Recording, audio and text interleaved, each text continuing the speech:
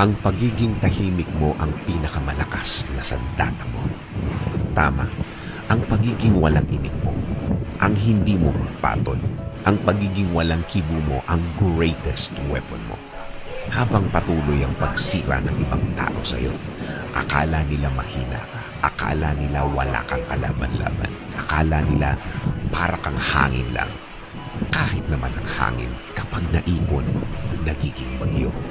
Pero ang naipon mong lakas, sa iba mo gamitin.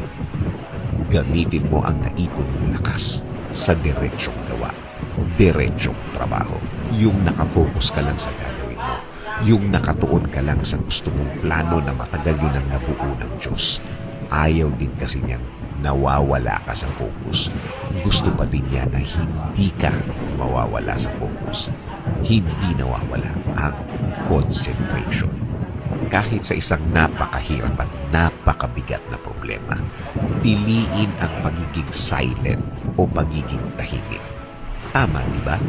Nangyari na ba sa iyo yung ang bigat-bigat ng lahat? Pinili mong manahimik at habang pabigat ng pabigat, mas lalo kang naging tahimik. I-feel ang effect. Masarap damhin ang katahimikan.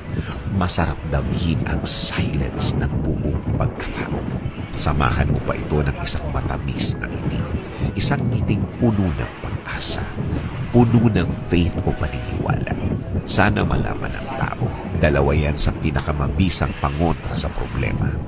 Ang silence at smile. Ang katahimikan at ngiti. Naisip mo na ba ang isang buto kapag naitanim? Umuusbong ng tahimik habang palaki siya ng palaki.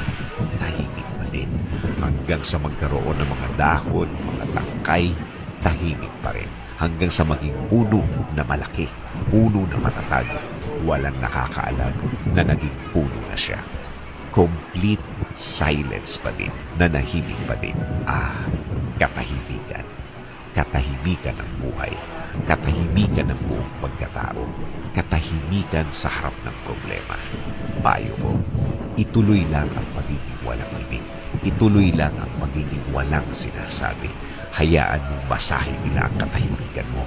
Hayaan mong iba-ibang interpretasyon ang lumabas dahil sa pagiging tahimik mo. Let us pray. Lord, bigyan niyo po ako palagi ng katahimikan. Katahimikan ng puso, isip at buong pagkatao.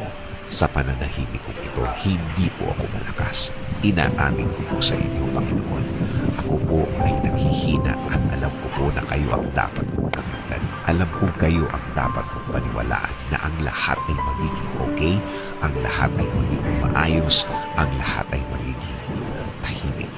Kakapit pa rin ako sa inyong magandang plano. Kakapit pa rin ako sa inyong magandang bukas na pangako. Alam kong ang lahat ng oras na may problema ay mabilis na lilipas, mabilis na mawawala. Alam ko din, Lord, na hindi ibig sabihin nang wala akong nakikitang nangyayari ay walang nangyayari. Alam kong inumpisahan niyo na akong tulungan sa ibang mga bahagi ng aking problema. Alam kong magiging okay, Lord. Alam kong bubuti ang lahat. Alam kong makukuha ko ang plano niyo sa akin. I-guide niyo po ako at ituro mo sa akin, Lord, ang tama at tahimik na paraan. In Jesus' name we pray. Amen.